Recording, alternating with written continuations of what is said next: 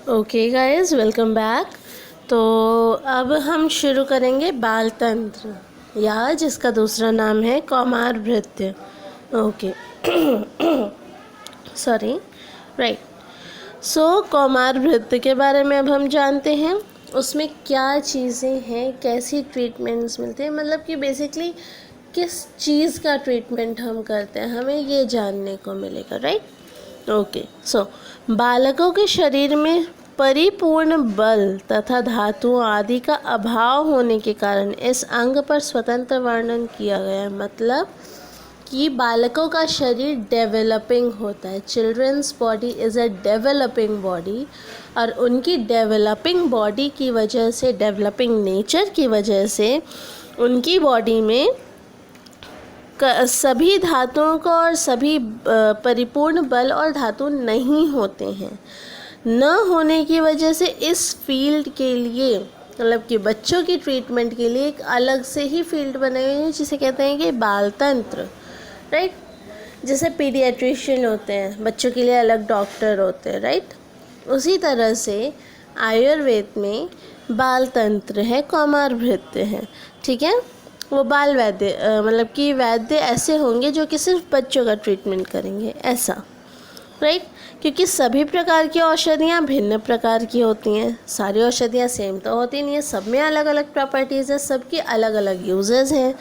तो उस हिसाब से दूध भी इन्हें माता या धात्री, धाय, उपमाता, धात्री, ठीक है।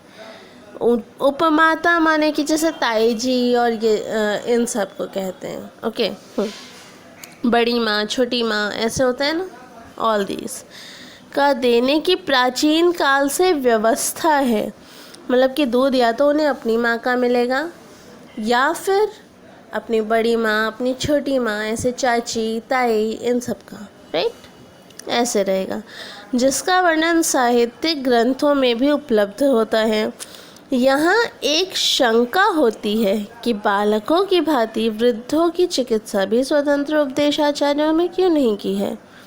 इसका समाधान इस प्रकार है कि वृद्धावस्था पूर्ण युवावस्था के बाद आती है, अतः इसकी चिकित्सा का अधिकांश अंग काय चिकित्सा में ही समाविष्ट हो जाता है।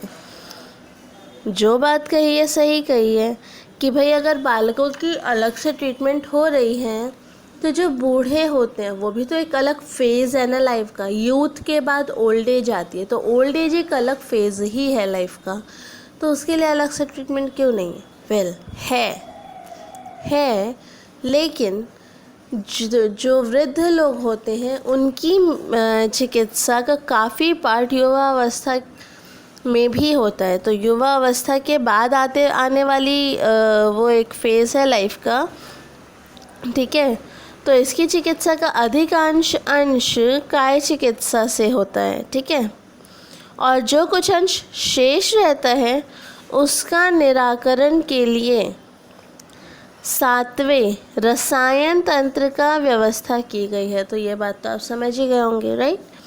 इस विषय का प्राचीन ग्रंथ केवल काश्यप संहिता है, मतलब कि बाल तंत्र या कौमार भृत्य के लिए, मतलब कि बच्चों के ट्रीटमेंट से रिलेटेड एक संपूर्ण बुक, ठीक है, ये सिर्फ एक ही है, काश्यप संहिता, जो संप्रति खंडित उपलब्ध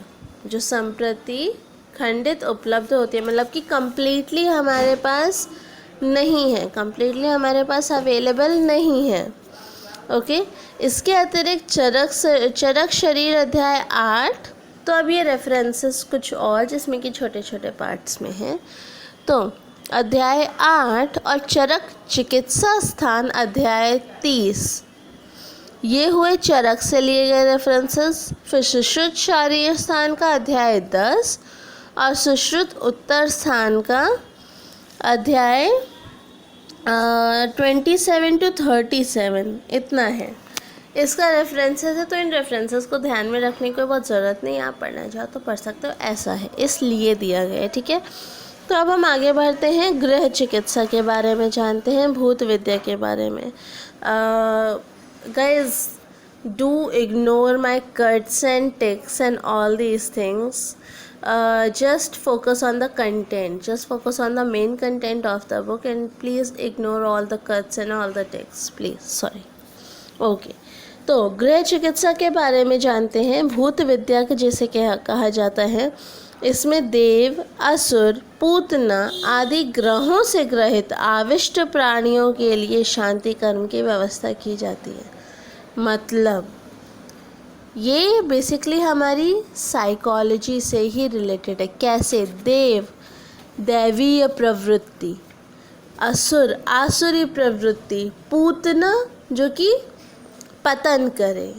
ठीक है, तो हमारे शरीर में जो मस्तिष्क है उसके फंक्शंस जैसे होते हैं, उसी के बेस पर हमारे वर्क्स होते हैं और उसी के बेस पर हमारा प्रॉपर क्या आगे जाकर उसका रिज़ल्ट आने वाला है ये भी डिसाइड होता है। तो इसी वजह से इसको साइकोलॉजी से रिलेट किया गया है, गृह चिकित्सा है। ठीक है, तो आगे बढ़ते हैं। आगे क्या कहा गया है? इनमें बाल ग्रह तथा स्कंद ग्रहों का भी समावेश है। बाल ग्रह क्या हुए? बाल ग्रह हुए बच्चे। स्कंद ग्रह होते हैं बेसिकली कि आप ऐसा समझो, स्कंद, आपने स्कंद माता का नाम तो सुना होगा, राइट? तो स्कंद बच्चों को बोलते हैं, राइट? और कैसे बच्चे? जो कि पार्ट्स में डिवाइडेड हैं, राइट? कार्तिकेय का नाम स्कंद क्यों पड़ा था? कार्तिकेय का नाम स्कंद पड़ा था और स्कंद की माता को स्कंद माता कहा जाता है, जो कि पार्वती जी का एक रूप है। तो कार्तिकेय का नाम स्कंद बेसिकली इसीलिए पड़ा था बिकॉज उनका जो एम्ब्रियोनिक रूप था वो 6 भागों में विभाजित हो गया था। 6 भागों में विभाजित होकर 6 अलग अलग बच्चे पैदा हुए थे, जो कि अब वैसे तो 2 बच्चों के लिए ट्विंस टर्म होता है, ट्रिपलेट्स टर्म होता है 3 बच्चों के लिए, बट 6 सिमिलर बच्चों के लिए क्या टर्म होगा आई डो नॉट नो। तो मैं एक एग्जांपल के थ्रू आपको बताने की कोशिश कर रही हूँ कि स्कंद का क्या मतलब हुआ, राइट? तो उसके लिए ये गृह चिकित्सा, भूत विद्या, ये सारी चीज़ें हैं। ठीक है। साथ ही इनकी शांति के उपायों की भी चर्चा की गई है। इस विषय का आज कोई प्राचीन स्वतंत्र तंत्र उपलब्ध नहीं है। ठीक है, चलिए, और इसके रेफरेंसेस दिए गए हैं, वो आप देख सकते हैं। इसके रेफरेंसेस कई ढेर सारे यहाँ पर दिए गए हैं, उसको आप देख सकते हो। Okay, thank you very much. चलिए, अब हम आगे बढ़ते हैं और पढ़ते हैं ऊर्ध्वांग चिकित्सा के बारे में। ऊर्ध्वांग चिकित्सा, जिसका कि दूसरा नाम शालाक्य तंत्र भी है। ठीक है, तो शालाक्य तंत्र के बारे में जानते हैं। ऊर्ध्व जत्रुगत आँख, मुख, कान, नासिका, इन सब के ट्रीटमेंट को ऊर्ध्वांग चिकित्सा कहा जाता है। हमारे शरीर के ऊर्ध्व भाग की चिकित्सा ऊर्ध्वांग चिकित्सा है। नेक और नेक के ऊपर की जितनी भी चिकित्साएं होती है वो सारी ऊर्ध्वांग के अंदर आती हैं। ठीक, तो जैसे आँख, मुख, कान, नासिका, ये सारे एग्जाम्पल्स दिए गए हैं। ठीक है, आदि में आधारित रोगों की शलाका आदि द्वारा की जाने वाली चिकित्सा ही इस अंग का प्रधान क्षेत्र है। शालाक्य तंत्र के नाम से आज कोई ग्रंथ स्वतंत्र रूप से नहीं मिलता है, मतलब कि नहीं है, इसका कोई रेफरेंस ग्रंथ उस तरीके से नहीं है। ठीक है, तो अब सुश्रुत संहिता में इसका रेफरेंस मिल जाएगा और भी कई रेफरेंसेस यहाँ पर दे रखे हैं, आप देखने चाहें तो आप देख सकते हैं। मैं आगे बढ़ती हूँ। ओके,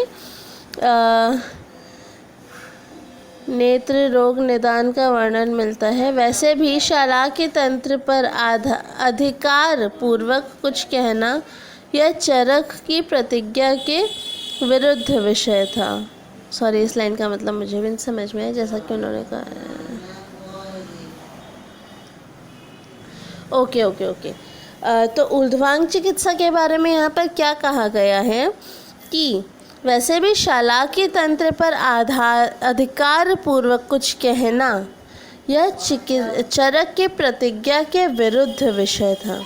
मतलब कि चरक का जो ट्रीटमेंट आता है वो बेसिकली किस फील्ड में है, वो बेसिकली मेडिसिनल जितनी भी चीज़ें होती हैं उनके थ्रू जो ट्रीटमेंट होता है उसमें है। काय चिकित्सा कहा जा सकता है, काय चिकित्सा में बेस्ट थे वो, राइट। तो ऊर्ध्वांग में भी उनको जो भी चीज़ें दी गई हैं, जो भी चीज़ें चरक में दी गई हैं, जैसे यहाँ रेफरेंस दिया गया है चरक चिकित्सा स्थान अध्याय 26 में श्लोक नंबर दिया गया है। वहाँ पर नासा रोग निदान, शिरो रोग निदान, मुख रोग निदान, कर्ण रोग निदान और नेत्र रोग निदान, इन सभी का वर्णन बताया गया है, राइट।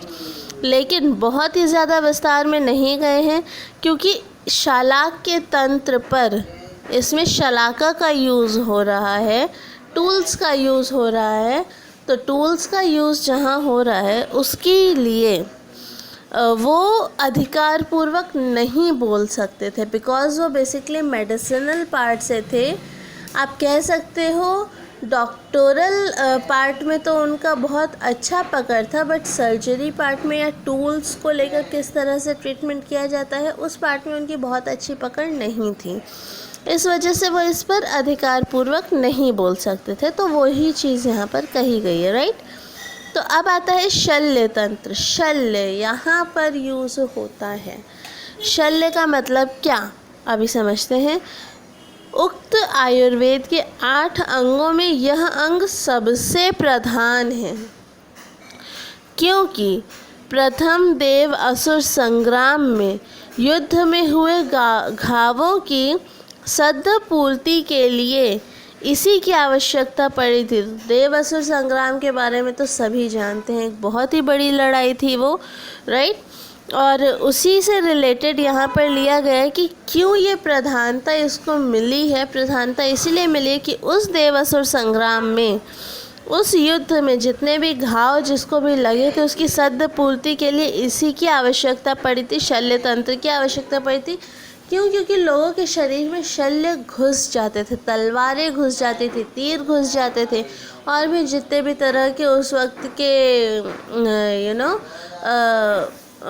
रहते होंगे जो भी सॉरी फॉर द डिस्ट्रैक्शंस, मतलब कि जितने भी वेपन्स होते होंगे उन सभी का जितना भी होता था, इन सभी को शल्य कहा जाता है, राइट। जो भी हमारे बॉडी में कष्टदायी होते हैं और बाहर से आ जाते हैं हमारे शरीर में, तो उनको शल्य कहा जाता है।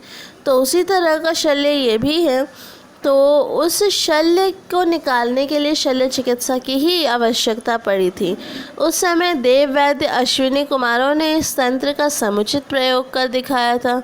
तो अश्विनी कुमार बहुत बड़े वैद्य हैं और उन्होंने ही इसका यूज़ करके उस वक्त उस देव असुर संग्राम में देवों को सही किया था। आज भी शल्य चिकित्सा कुशल चिकित्सक उनका प्रतिनिधित्व करते ही हैं, राइट।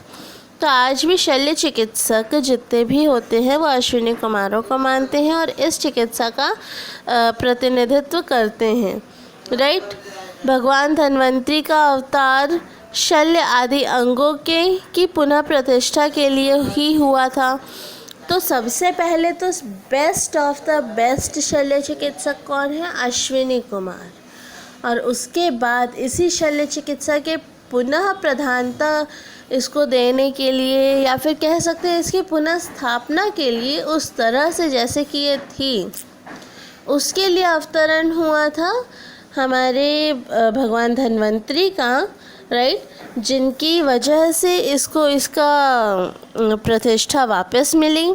काय चिकित्सा प्रधान चरक संहिता में भी अर्श, उदर, गुल्म आदि रोगों में शल्य कर्म विशेषज्ञ से सहायता लेने का संकेत है। मतलब कि चरक संहिता, चरक वो भी यही चीज़ कहते हैं कि भाई आपको अगर अर्श जैसा उदर का रोग है या गुल्म है, ऐसे रोगों में शल्य कर्म विशेषज्ञ के पास जाने की सलाह देते हैं, राइट।